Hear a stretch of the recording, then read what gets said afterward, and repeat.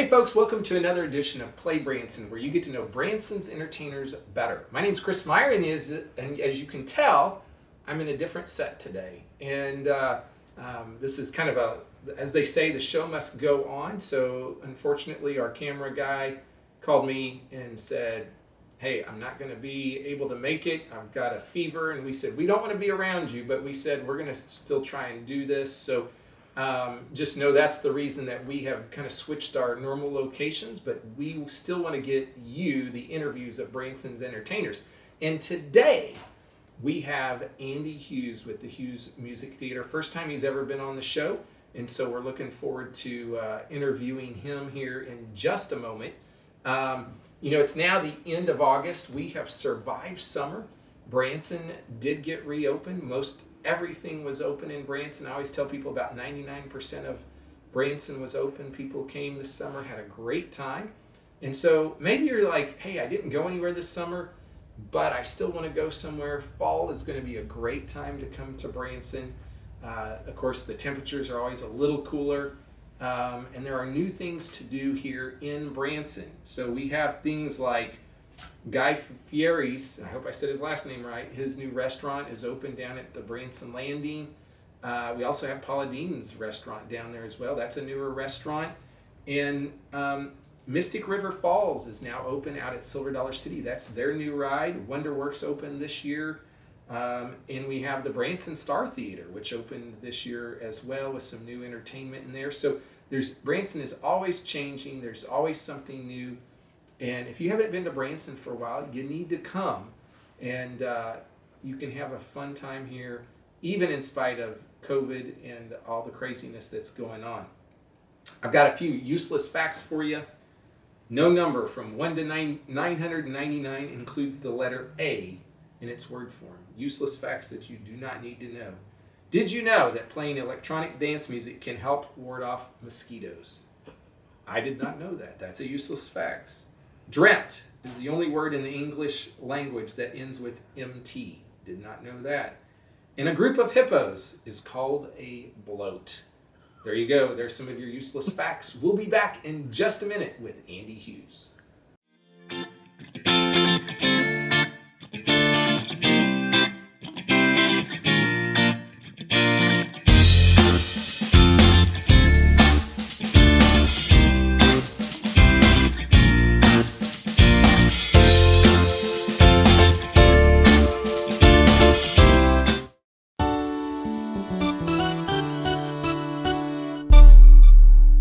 Hey folks, welcome back to Play Branson. Today I have Andy Hughes with us. First time he's been on the show. Welcome to the show. Thank you, Chris. So it's good to have you here.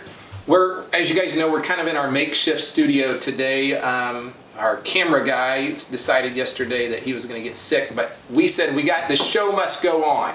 And so we appreciate Andy being in here. And so Andy, Hughes Brothers, been in Branson a long time. But we got to go way back. Okay. And you got to tell us how you guys got to Branson, how that all happened. And well, the story starts actually with us in college and high school as brothers. And we were wondering if we could do this for a living. And we put together a show. It's a shorter show, like a 45-minute show. And we were going to do a video promo to see if we would get any bites. Mm-hmm. And in such, we recorded a show, and we asked a video production person, the person who knows if the quality is good, what they thought. And instead they sent our video to Silver Dollar City. Okay. Because he had contacts. And anyway, with that as well as another little side story is, we had just won a competition in Vegas for a recording contract in Nashville. And that kind of happened all at once, both those two things. And we were able to go to Nashville, record, and on the way back, we got to stop in Branson to see what it was about, because we'd heard from this guy sending it to Silver Dollar City, what's going on? And the next thing you know, we arranged a an audition with Silver Dollar City, and we got rave reviews, and then they decided to hire us, and the rest is history, I guess. There's more history. But so that's how it got started. So how young were you guys doing this at home? Because obviously there had to be some kind of musical influence in your household or with your parents, or... It all started long ago with us sitting around the piano with, tambourines and the triangles and the blocks and beating things and making music as a whole family. But it started even before that with my brother Marty being asked to sing in church. And he was about 8 years old, I think. And basically, Mom worked with him on a little song, and they enjoyed it so much, the process and everything, that Jason wanted to get involved. But Jason was troublesome because he couldn't really sing anything but one pitch. But we didn't tell him that. My mom didn't tell him that. Anyway, it turned out that Adam, Jason, and Marty all got voice lessons when they realized that this is something the boys wanted to do. And when Ryan and I once we could talk, we were part of the group. So very young age. Yeah. Very young age. And so you come to Silver Dollar City, you get that gig, but not really having a real understanding of what Branson was all about, correct? Is that right? Well, we had a lot to learn. Back then, Branson was a different market altogether. Mm-hmm. There was a lot of big country stars and people who had hits that we weren't very familiar with our generation. I mean, I wasn't. I was 17 when I moved out here, and I didn't know who Mel Tillis was, but I learned pretty quick, and we were able to work out a deal with Silver Dollar City, like I said, and that got us in Branson. We sold our construction fencing business, and we moved out here, like 9-vehicle caravan. Right. With big 2 U-Haul trucks. Actually, they were so it was something the else, whole riders. family. Yeah. I mean, the whole family came. Mm-hmm. And is there 5 brothers? Well, yeah, there's 5 original brothers that my mother had, and I am the youngest of that group. But about 10 years ago, my mother and father actually adopted 4 kids from Russia. Okay. So now I'm not the youngest, but I am still the baby because she didn't have them as babies. So. Yes, you're still the baby. You'll always be the baby, right? Yes. Like in some ways, for my mother's sake. And so you're doing the Silver Dollar City thing. And how many years did you perform out there before you guys kind of went your own direction in Branson? We didn't actually even finish a year. I mean, we were hired for a summer contract. Summer fun days or something like that. I don't remember what they called it, but it was 3 months. We moved out here on a 3-month contract, and when they loved us a lot out there, but they didn't have any opportunities for us to perform in the fall, the winter, or the spring until the next summer. Okay. We had sold our business and we were making ends meet basically, but we didn't have any extra to live on for 3 seasons. Right. So we went ahead and worked out a situation where we started putting out feelers and saying, hey, anybody interested in hiring us? And we had a contact with the Osmonds, with Merrill. He came out like last week or something of our shows at Silver Dollar City and finally saw us when we were begging him to see us. Mm-hmm. And he loved us, and he said, hey, you guys could come and help my brothers and I, because Wayne's out with a brain tumor, and David, who is the lead singer of the second generation, he was auditioning in New York, and so they didn't have one of their lead singers, they didn't have their comedian, so they basically wanted us to open their show, and next thing you know, after a couple weeks of that, we ended up doing a lot of the show. Like opening the first and the second half, but it ended up being around 45 minutes. Wow. So you go from getting a record deal, coming to Branson, and then all of a sudden you're on the stage with the Osmonds. Yeah. That's pretty cool. And you know what was really crazy? The first show we saw in Branson was the Roy Clark show. And little did we know, just within 6 years, we would be in that theater. Right. And that would be our theater. We would own that theater. So I saw where you bought that theater in January of 2000. So you guys have owned that theater for 20 years now. Yeah, easy math. That's good. I can do easy math right there. So Osmonds, what happened after that? Because you guys were over at the Wild West Theater. What other theaters did you move around some? Yeah, that's actually the next part of the story. So after the Osmonds, we were in contact with their stage manager who knew somebody who bought a theater from California, and they bought the Foggy River Boys Theater, a Musicland USA theater, and it's now was going to be called the Wild West Theater, but at the time we moved in there, the Christmas of '95, it was just the Musicland USA Theater, and the owners really didn't have any real plans, so they just let us do our show. We split the ticket, and it worked out. Our Christmas shows run longer than any other show we've done. Wow. The rest is history. Yeah. Yeah, the rest is history. So from there, did you go to the Roy Clark Theater, or? Yeah. Okay. So after a full year there, we did the Wild West show and our morning show the next year, and then we finished with the Christmas show again.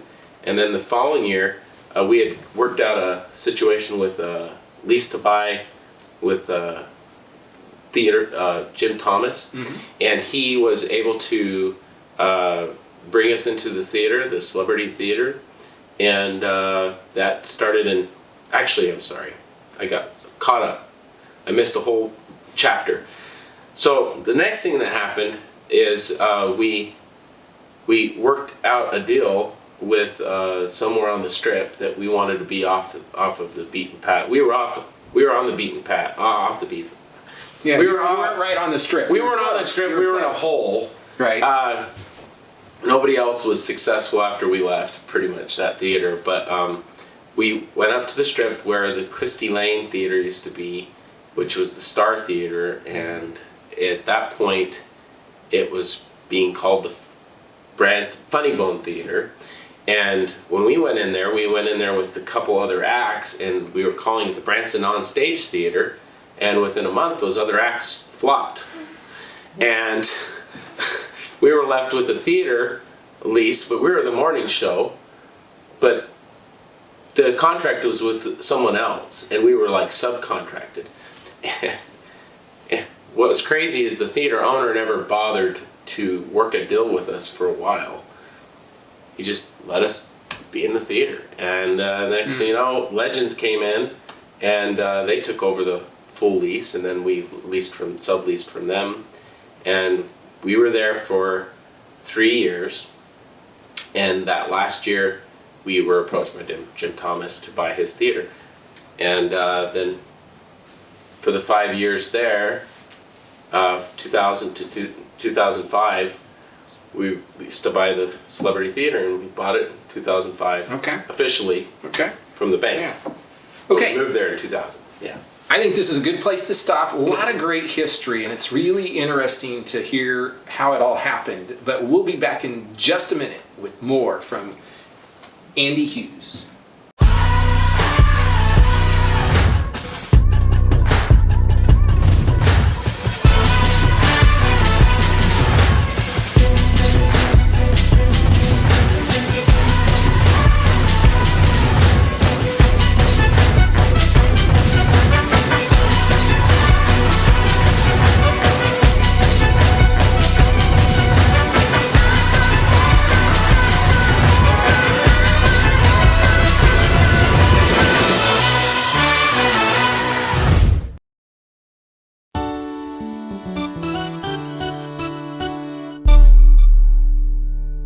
Let's talk a little bit about the Christmas show, because you guys have a pretty darn amazing Christmas show. It's won lots of awards. You guys are really known for Christmas besides your regular show. Yeah, quintessential Christmas show.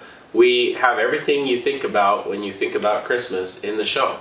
You know, you have your big Christmas tree, you have your family gathered around, you sing songs, you eat. Well, we don't do the food on stage, but we do serve a wonderful Swedish traditional cookie called pepperkakor.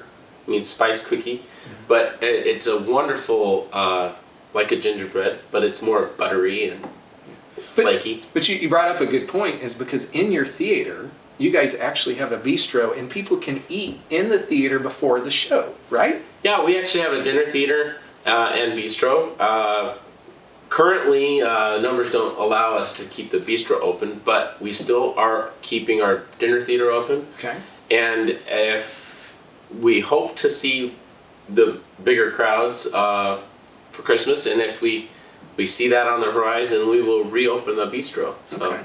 Okay. But it's, you know, bistro, you can order what you want, and the dinner theater is an elegant sit-down candlelit dinner. Yeah.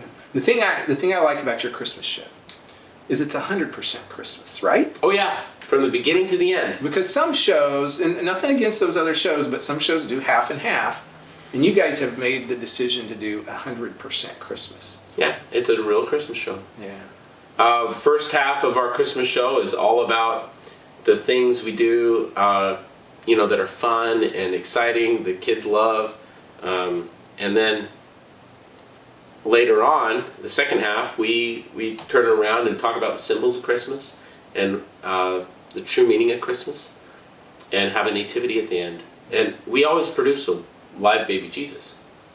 So far, that's always happened. Yes. Talk about show times. Like, when are you guys? You know, throughout the year, does the show schedule change, or do you have the same times every week, or? Right now, our schedule is a Monday through Saturday. We do shows, and we do all evenings except for on Wednesday. We do an afternoon show. So 8 p.m. Right now. It might change. I don't know. We'll see. And then 2 o'clock on Wednesdays. Okay. You used to be primarily a morning show way back in the day, right? Way back in the day, yes. And so now you've kind of gone more to an evening show, which is fine. You know, there's nothing wrong with that. During the Christmas season, we will add a couple extra shows, usually a couple mornings. So we'll do a Thursday morning or a Tuesday morning. But that was based on coaches. We had a large coach business, and with COVID-19, I don't know if we'll even need to put morning shows in. We'll probably add a couple afternoons. Well, and it's, you know, the travel industry, folks, has been, as you know, has been severely affected by this COVID. And so we encourage people to get out. Of course, be safe, take those precautions that you need to take. But Branson is open. And I always tell people Branson is the safest place to come on vacation. When I went and looked at all the numbers, Branson's numbers were far less than other parts of the country and other tourist destinations. And as you heard, a lot of shows are doing things that they wouldn't have done before, and whether that's social distancing, sanitizing, those type of things. And quite frankly, there's nothing better than live entertainment. You can watch something on Zoom, but it is not the same. No, it is not the same. And great family show. And one of the things, like, you guys have done some stuff where I call them, like, they're really choreographed numbers. Like, not just singing, but you guys are doing big production. Like, it's kind of like our Christmas show and other parts of our other show. It's like it's a written musical when it comes to, you know, the variety of what's going on stage. The beginning of our regular show, we start with The Greatest Showman. This is the greatest show, and we're everywhere. Yeah. Big costumes and lots of big movements. We have these big risers and a big bridge in the back, and it's just epic looking. Of course, we have all the lights moving, and we have a live band and 5-piece band. And the other thing you guys have done is you've done some educational sessions as well at the theater where people can come in and learn. Oh yeah. And so there's a lot of things that the Hughes family does in the music industry here in Branson. We have a desire to change the entertainment industry and what people think about when they think about entertainment. We think that entertainment should be wholesome, family, good entertainment, and we promote that. Not only in our show do we do that, but we also try to raise a new generation of performers who will continue that tradition, like Branson has started. And we try to do that through what we call this Song and Stage Boot Camp that happens in June every year, where we bring in experts of more than just ourselves, but we also participate. But we teach people stage performance and singing techniques and a lot of other business insights that they would need to know if they wanted to stay in the arts or entertainment industry. And it's a transformative experience that kids come back year after they come the first time because they just love it so much. What's the website people can go check out your info on for your family? Well, right now it's hughes-brothers.com or the hughesbrotherstheater.com would work. I think there's a few other tags that would work. HBT.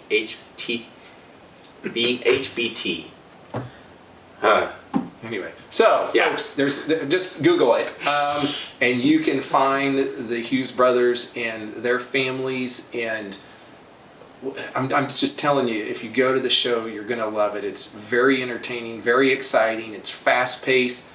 Costuming is awesome, and a lot of their costumes, we didn't talk about this, a lot of the costumes they make themselves. So be sure to go see the Hughes Music Show. That's what it's called now, the Hughes Music Show, right? It's because it's the whole family. Right. And even though the brothers are like an integral part and we've always done our thing, our kids, they're actually better in a lot of ways than we are. And they're growing up.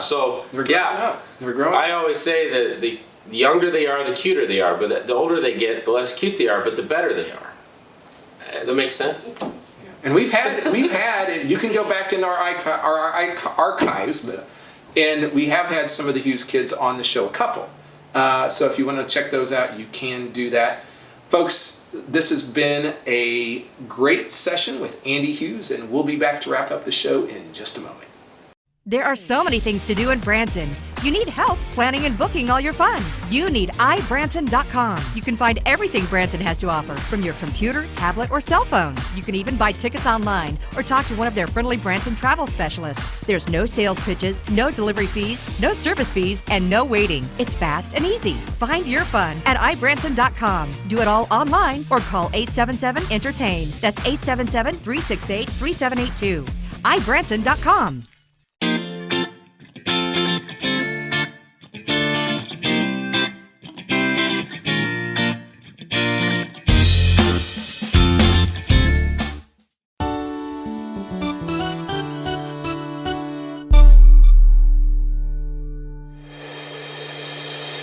Hey folks, welcome back to Play Branson. We're wrapping up the show today. Hopefully you enjoyed Andy Hughes and hearing more about the show and their history. Been in Branson now for a very long time. The Hughes family always does some really fun shows on the holidays. So coming up, they've got their Labor Day show. So be sure to check that out. If you were like, hey, we still got to plan our trip to Branson, Labor Day would be a great time to come. You can do shopping, shows, outdoor activities, all sorts of stuff. Now, Andy wanted me to remind you guys that if you go to their website, hughes-brothers.com, they have lots of CDs on there. You can buy a lot of their music on their website, so be sure to do that. Their show is Monday through Saturday at 8 p.m., except for Wednesdays. They also have a show then at 2 p.m., and so be sure to check them out. You can also buy their tickets at ibranson.com. Those folks can help you out at 877-ENTERTAIN or ibranson.com. Next week, I have a new guest, never been on the show before. They're new in town. Stevie Lee Woods and Mark Boyd are going to be here from the new Branson Star Theater, so I'm interested in hearing what they've got going and what they've got planned over there. And so if you'll keep watching, we'll keep playing. So we'll see you next week here on Play Branson.